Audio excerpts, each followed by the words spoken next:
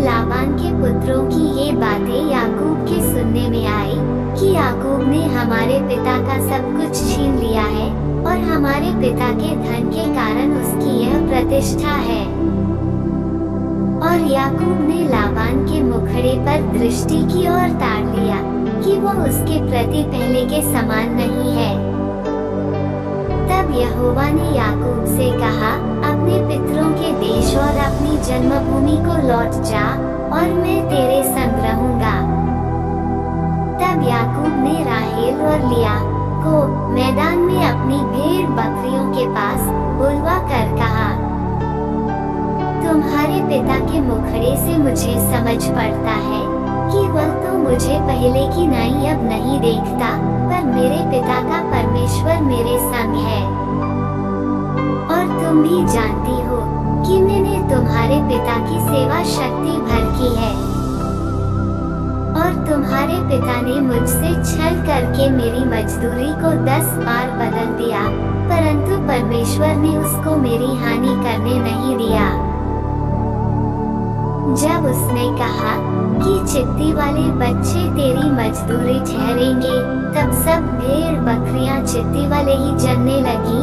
और जब उसने कहा कि धारी वाले बच्चे तेरी मजदूरी ठहरेंगे, तब सब भेड़ बकरियां धारी वाले जनने लगी। इस रीति से परमेश्वर ने तुम्हारे पिता के पशु लेकर मुझको दे दिए। भेड़ बकरियों के गाभिन होने के समय मैंने स्वप्न में क्या देखा कि जो बकरे बकरियों पर चढ़ रहे हैं, सो धारी वाले, चित्ती वाले और धब्बे वाले हैं। और परमेश्वर के दूत ने स्वप्न में मुझसे कहा, हे याकूब। मैंने कहा, क्या आ गया? उसने कहा, आंखें उठाकर उन सब बकरों को जो बकरियों पर चढ़ रहे हैं देख कि वे धारी वाले, चित्ती वाले और धब्बे वाले हैं, क्योंकि जो कुछ लाबान तुझसे करता है सो मैंने देखा है। मैं उस बेतल का ईश्वर हूँ जहाँ तूने एक खंभे पर तेल डाल दिया और मेरी मन्नत मानी थी। अब चल, इस देश से निकलकर अपनी जन्मभूमि को लौट जा। तब राहेल और लिया ने उससे कहा, क्या हमारे पिता के घर में अब भी हमारा कुछ भाग व अंश बचा है? क्या हम उसकी दृष्टि में पराये न ठहरी? देख, उसने हमको तो बेच डाला और हमारे रुपए को खा बैठा है। सो परमेश्वर ने हमारे पिता का जितना धन ले लिया है, सो हमारा और हमारे लड़के वालों का है। अब जो कुछ परमेश्वर ने तुझसे कहा सो कर। तब याकूब ने अपने लड़के बालों और स्त्रियों को ऊंटों पर चढ़ाया और जितने पशुओं को वह पद्दनराम में इकट्ठा करके धनाढ्य हो गया था, सबको कनान में अपने पिता इसहाक के पास जाने की मनसा से साथ ले गया। लाबान तो अपनी भेड़ों का ऊन कतरने के लिए चला गया था और राहेल अपने पिता के गृह देवताओं को चुरा ले गई। सो याकूब लाबान अरामी के पास से चोरी से चला गया, उसको न बताया कि मैं भागा जाता हूँ। वो अपना सब कुछ लेकर भागा और महांत के पार उतरकर अपना मुंह गिलाद के पहाड़ी देश की ओर किया। तीसरे दिन लाबान को समाचार मिला कि याकूब भाग गया है। सो उसने अपने भाइयों को साथ लेकर उसका 7 दिन तक पीछा किया और गिलाद के पहाड़ी देश में उसको जा पकड़ा। तब परमेश्वर ने रात के स्वप्न में आरामी लाबान के पास आकर कहा, सावधान रह, तू याकूब से न तो भला कहना और न बुरा। और लाबान याकूब के पास पहुंच गया। याकूब तो अपना तंबू गिलाद नाम पहाड़ी देश में खड़ा किए पड़ा था और लाबान ने भी अपने भाइयों के साथ अपना तंबू उसी पहाड़ी देश में खड़ा किया। तब लाबान याकूब से कहने लगा, तूने ये क्या किया कि मेरे पास से चोरी से चला आया और मेरी बेटियों को ऐसा ले आया जैसा कोई तलवार के बल से बंदी बनाए गए।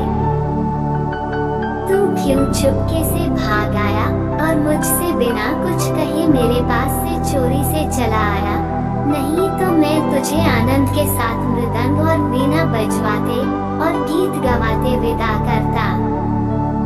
तूने तो मुझे अपने बेटे बेटियों को छूने तक न दिया। तूने मूर्खता की है। तुम लोगों की हानि करने की शक्ति मेरे हाथ में तो है, पर तुम्हारे पिता के परमेश्वर ने मुझसे बीती हुई रात में कहा, सावधान रह, याकूब से न तो भला कहना और न बुरा। भला अब तू अपने पिता के घर का बड़ा अभिलाषी होकर चला आया तो चला आया, पर मेरे देवताओं को तू क्यों चुरा ले आया है? याकूब ने लाबान को उत्तर दिया, मैं ये सोचकर डर गया था कि कहीं तू अपनी बेटियों को मुझसे छीन न ले। जिस किसी के पास तू अपने देवताओं को पाए, सो जीता न बचेगा। मेरे पास तेरा जो कुछ निकले, सो भाई बंधुओं के सामने पहचान कर ले। क्योंकि याकूब न जानता था कि राहेल गृह देवताओं को चुरा ले आई है। ये सुनकर लाबान, याकूब और लिया और दोनों दासियों के तंबुओं में गया और कुछ न मिला। तब लिया कि तंबू में से निकलकर राहेल के तंबू में गया। राहेल तो गृह देवताओं को ऊंट की काठी में रख के उन पर बैठी थी। सो लाबान ने उसके सारे तंबू में टटोलने पर भी उन्हें न पाया। राहेल ने अपने पिता से कहा, हे मेरे प्रभु, इससे अप्रसन्न न हो कि मैं तेरे सामने नहीं उठी, क्योंकि मैं स्त्री धर्म से हूँ। सो उसके ढूंढ ढांड करने पर भी गृह देवता उसको न मिले। तब याकूब क्रोधित होकर लाबान से झगड़ने लगा और कहा, मेरा क्या अपराध है, मेरा क्या पाप है कि तूने इतना क्रोधित होकर मेरा पीछा किया है? तूने जो मेरी सारी सामग्री को टटोल कर देखा, सो तुझको सारी सामग्री में से क्या मिला? कुछ मिला हो तो उसको यहाँ अपने और मेरे भाइयों के सामने रख दे और वे हम दोनों के बीच न्याय करें। इन 20 वर्षों से मैं तेरे पास रहा, उनमें न तो तेरी भेड़ बकरियों के गर्भ गिरे और न तेरे मेढ़ों का मांस मैंने कभी खाया। जिसे बनेले जंतुओं ने फाड़ डाला, उसको मैं तेरे पास न लाता था, उसकी हानि में ही उठाता था। चाहे दिन को चोरी जाता, चाहे रात को, तू मुझी से उसको ले लेता था। मेरी तो ये दशा थी कि दिन को तो घाम और रात को पाला मुझे खा गया और नींद मेरी आंखों से भाग जाती थी। 20 वर्ष तक मैं तेरे घर में रहूं, 14 वर्ष तो मैंने तेरी दोनों बेटियों के लिए और 6 वर्ष तेरी भेड़ बकरियों के लिए सेवा की, और तूने मेरी मजदूरी को 10 बार बदल डाला।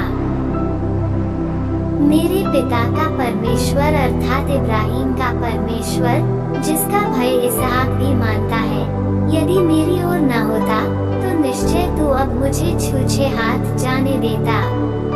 मेरे दुख और मेरे हाथों के परिश्रम को देखकर परमेश्वर ने बीती हुई रात में तुझे रपटा। लाबान ने याकूब से कहा, ये बेटियों तो मेरी ही हैं, और ये पुत्र भी मेरे ही हैं, और ये भेड़ बकरियां भी मेरी ही हैं, और जो कुछ तुझे देख पड़ता है सो सब मेरा ही है। और अब मैं अपनी इन बेटियों व इनके संतान से क्या कर सकता हूँ? अब मैं और तू दोनों आपस में वाचा बांधे, और वह मेरे और तेरे बीच साक्षी ठहरी रहे। तब याकूब ने एक पत्थर लेकर उसका खंभा खड़ा किया। तब याकूब ने अपने भाई बंधुओं से कहा, पत्थर इकट्ठा करो। ये सुनकर उन्होंने पत्थर इकट्ठा करके एक ढेर लगाया, और वही ढेर के पास उन्होंने भोजन किया। उस ढेर का नाम लाबान ने तो यज्र सहा दिया, पर याकूब ने जिलियाद रखा। लाबान ने कहा कि यह ढेर आज से मेरे और तेरे बीच साक्षी रहेगा। इस कारण उसका नाम जिलियाद रखा गया। और मिज्पा भी, क्योंकि उसने कहा कि जब हम उस दूसरे से दूर रहे तब यहोवा मेरी और तेरी देखभाल करता रहे। यदि तू मेरी बेटियों को खा दे व उनके सिवाय और स्त्रियां ब्याह ले, तो हमारे साथ कोई मनुष्य तो न रहेगा, पर देख मेरे तेरे बीच में परमेश्वर साक्षी रहेगा। फिर लाबान ने याकूब से कहा, इस ढेर को देख और इस खंभे को भी देख, जिनको मैंने अपने और तेरे बीच में खड़ा किया है। ये ढेर और यह खंभा दोनों इस बात के साक्षी रहे कि हानि करने की मनसा से न तो मैं इस ढेर को लंघ कर तेरे पास जाऊंगा, न तू इस ढेर और इस खंभे को लंघ कर मेरे पास आएगा। इब्राहिम और नाहोर और उनके पिता तीनों का जो परमेश्वर है, सो हम दोनों के बीच न्याय करे। तब याकूब ने उसकी शपथ खाई जिसका भय उसका पिता इसहाक मानता था। और याकूब ने उस पहाड़ पर मेलबलि चढ़ाया और अपने भाई बंधुओं को भोजन करने के लिए बुलाया, सो उन्होंने भोजन करके पहाड़ पर रात बिताई। बिहान को लाबान तड़के उठा और अपने बेटे बेटियों को चूमकर और आशीर्वाद देकर चल दिया और अपने स्थान को लौट गया।